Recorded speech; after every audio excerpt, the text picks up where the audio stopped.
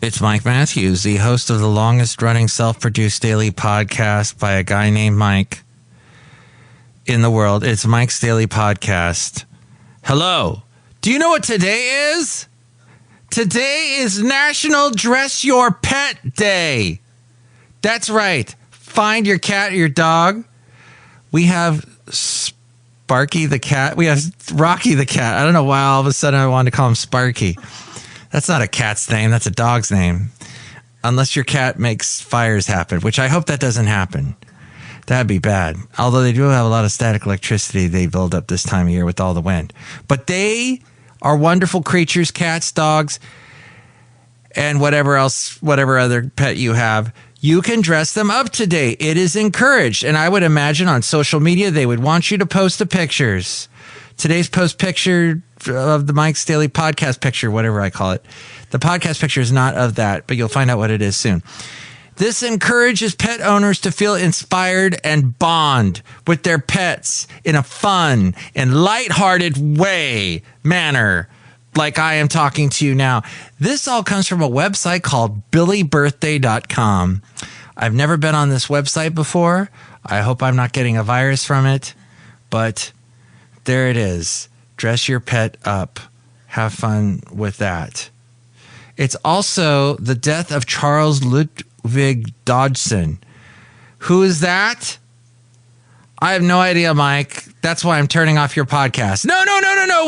Wait. Don't do that. Because I'm going to tell you who it is. Charles Ludwig Dodgson is actually Lewis Carroll. Now, he wrote a book called Alice in Wonderland. Well, actually, that's not the name of it. The novel is called Alice's Adventures in Wonderland. And this is the day he died. All the way back in 1898. And there is some interesting stuff about Lewis. And it's funny because Alice in Wonderland, I always thought, it's written by Lewis Carroll. Oh, Lewis Carroll's a woman. Lewis. I thought Lewis was a woman's name. Or maybe I thought the Carol, like it was an author named Carol Lewis. I got all mixed up when I was a kid. But now I know Lewis Carroll. And I did see at San Francisco Modern Museum of Art, SF MoMA, that years ago I went and they had pictures that he had taken. But the weird thing is they were all of kids and they were creepy as heck. So the fact that he wrote Alice in Wonderland or Alice's Adventures in Wonderland, and of course Through the Looking Glass and all those other weird Tim Burton things that came out later, they were Tim Burton movies with Johnny Depp and the guy from Back to the Future who Crispin Glover showed up in those movies too. But yeah, all that was weird stuff. And to make it even more weird, he died today. Oh, but that's not what we're going to talk about the rest of the podcast. We got some other interesting things. Let me open up the door for you and let's go into Café Anyway. Café Anyway. Welcome to Café Anyway. Mike's Daily Podcast. We gotta thank you, Anki, my cousin from Germany. Thus the accent. She can speak very good English. Mike's Daily Podcast. And she's got that cool accent. When I try and speak German, I am awful. That's the way it goes. Hey, I'm telling you something that you probably don't already know. That it's episode 2992. Don't you know that's a palindrome? I'm forcing things to rhyme. I don't care. Yeah, 2992. Look at that. Mike's Daily Podcast. Palindrome Day. Not Automatopoeia Day, but Palindrome. As I drone on and on Mike's about that. Daily We're going to get to Podcast. some interesting things. Yeah. One interesting thing is that all of a sudden, as I'm opening up my YouTube app, and that's one of the only big social media peoples that I use. I use the Facebook app in order to do the live video of this, which you can also catch later at mikesdailypodcast.com. And in today's video, I get kisses on my face and I look like I'm blushing. That's a phenomenal thing. See that at mikesdailypodcast.com and scroll down to Sometimes Mike Does a Video. But yes, what I do notice on my YouTube is suddenly it showed this video of a cat that jumps into this guy's car, and the guy's looking at what does this cat have in its mouth? Does it have a mouse? No, it's a tiny kitten. This cat just had kittens.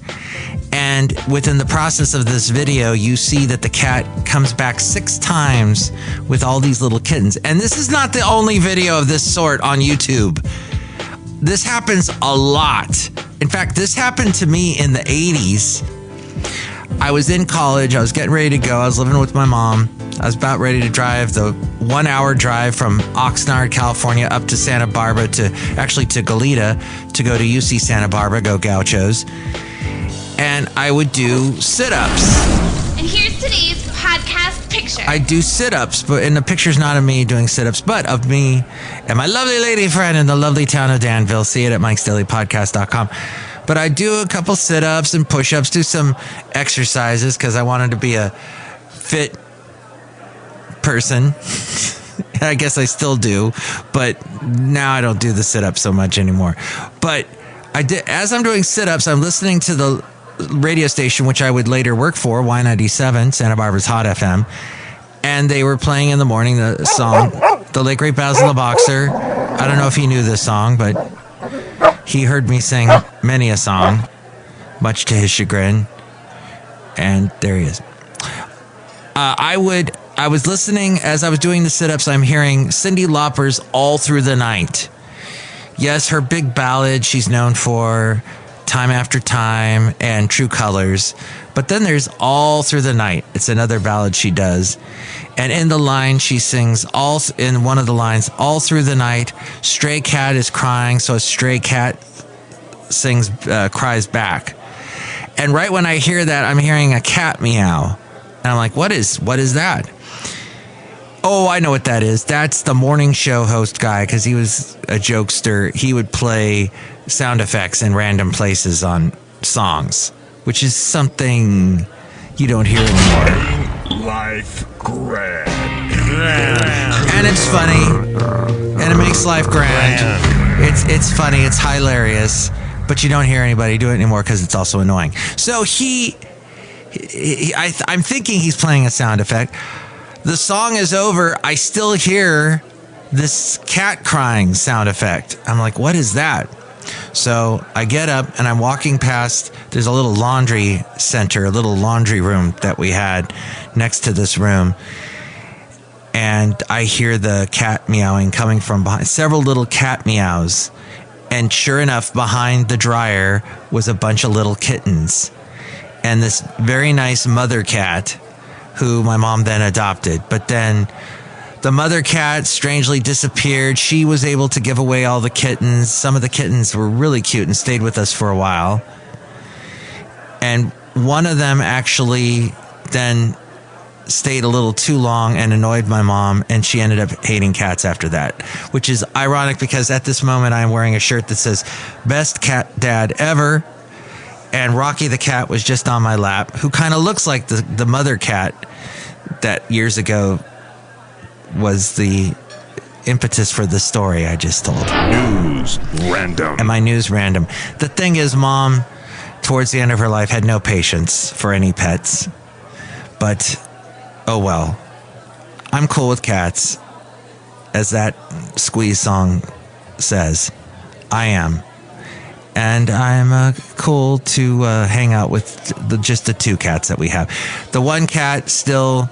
Oh, gosh, he got out today, by the way. Rocky, who's got the gaping wound. Not the gaping wound. It's the healing wound. But it was a nasty wound. And we took him to the vet, and the vet said, do this and that. We're doing this and that. But one of the things the vet stressed was, don't let him outside. Well, he got outside today. And we weren't thinking he was going to come back because about 2 hours went by. And he finally showed up because he hadn't had breakfast yet. So he came back. Where's my food? And we shut the door. So he's back inside now. End of that story. Kisses on my face. So this is interesting. I'm going to zip through some of this stuff. My lovely lady friend has booked a flight to Mike's scavenger hunt. As she was doing a scavenger hunt, trying to find the best fees to fly, which is too difficult these days. The internet made it so easy in the early years. Now it is so difficult because, oh yeah, it looks like you got a good fee. And say what you will about Biden, but at least Biden was trying to bring these stupid hidden fees to get rid of them, destroy them, get them out of here. And, well, the hidden fees are there. You think you got a good deal, and then you find out, oh, you got to pay $100 more for your carry-on luggage, for extra leg room or to pick your seat or whatever. These hidden fees are ridiculous.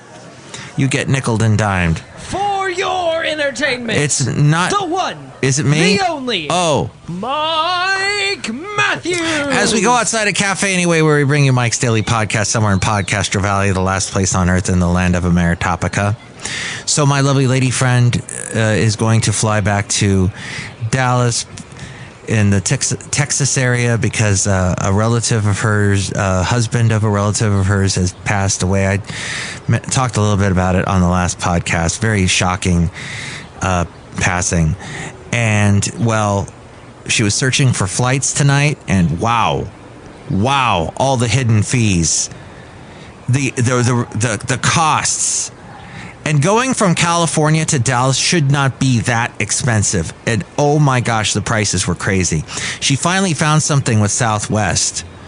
Though she will not be picking her seat, she will be able to bring her carry-on without paying extra for it. And the mic tip. There were a couple other things that other airlines, my mic tip to you, they will nickel and dime you.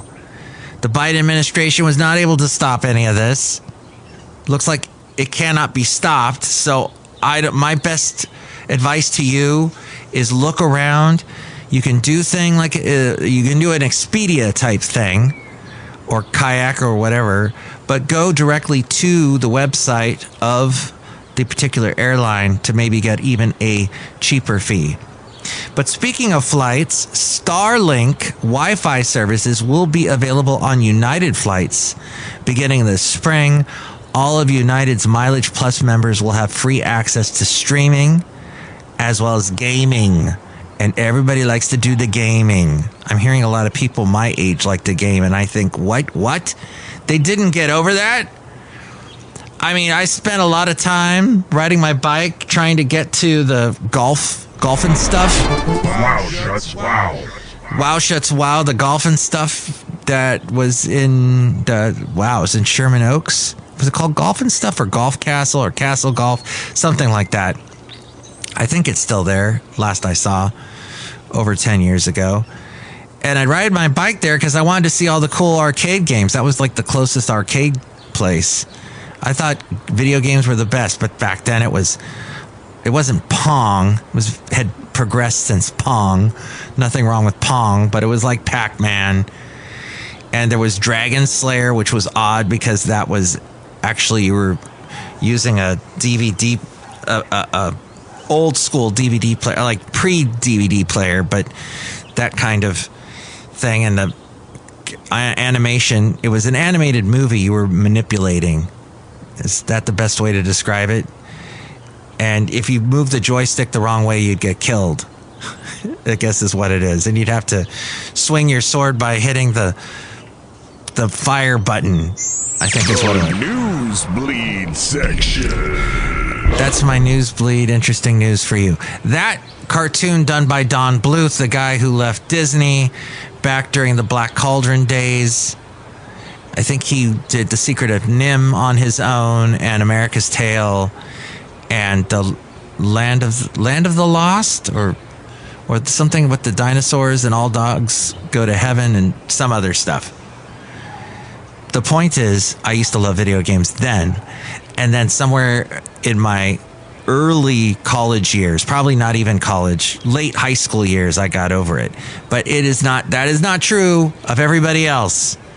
So I am still a little befuddled by all this gaming hysteria that goes on. And though I am on Twitch, I do not do the gaming.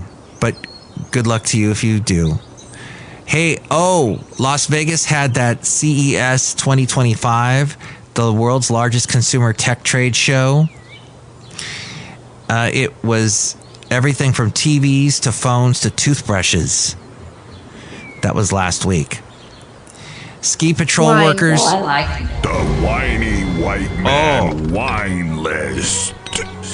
Oh, wow. The whiny white man wine list. Shall we even whine a little bit about something? I am white and I'm whining, but oh my, some of these white idiots on the right wing side are criticizing the LA wildfires. The wildfires, not flyers, but wildfires were caused by diversity. What? Equity and inclusion. This according to Elon Musk and others. This was from Forbes. Billionaire Elon Musk. This nightmare of a show. Do you believe that Barack Obama wiretapped Trump Tower? There's no evidence of that. I've not heard of it before, but that's an appropriate subject. Wow, and I can't even read this story. It's causing my computer to go weird, so maybe Elon knows and he's using. Musk has reposted various posts on X that attempt to link the fire department's DEI initiative to the spread of the wildfires. He said DEI means people DIE, though he hasn't provided evidence that the fire department's DEI initiative diverted resources from the fire prevention. The LAFD has been led by Kristen Crowley, whose online biography says she is the department's first woman and first LGBTQ chief since 2022, and the department created a Diversity, Equity, and Inclusion Bureau the same year, but online social media conspiracy theories have not directly linked either of these developments to why the wildfires have spread so quickly. And the other interesting story I saw about this, and I'm hearing it because I listen to the right-wing radio, and I hear this stuff, the finger pointing over the LA fires. First of all, I just want to thank everyone for joining us here on this show. This is great. Oh, thank you very much. It's very nice of you. A small fish is at the center of misinformation and finger pointing over the LA fires. According to some politicians and influencers, a small fish called the Delta smelt is to blame for the wildfires that have devastated Los Angeles. Prominent figures, including Donald Trump, said policies related to the endangered Delta smelt affect how much water can be pumped out of the fish's habitat in the Sacramento-San Joaquin Delta. They added that's because that's the cause of water supply issues that are being faced by firefighters laboring to stop the blazes. 3 water tanks and some fire hydrants temporarily lost water because of high demand in the initial stages of the fire.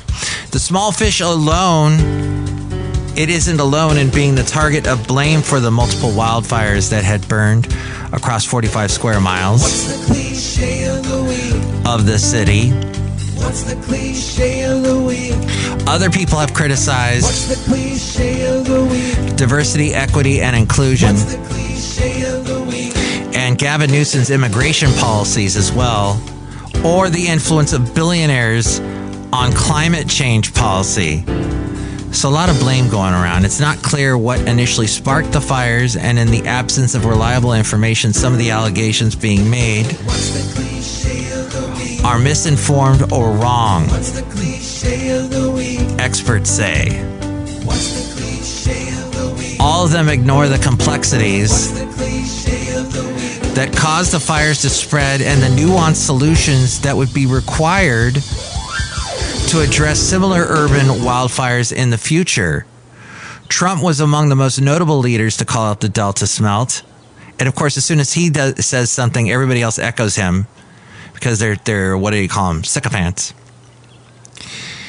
Writing that Newsom refused, this was on his Truth Social, which, yes, he competes with Elon and his ex, even though they're best buds, that Newsom refused to sign the water restoration declaration that would have allowed millions of gallons of water to flow into parts of California, including the areas that are currently burning in a virtually apocalyptic way. He wanted to protect an essentially worthless fish called a smelt by giving it less water.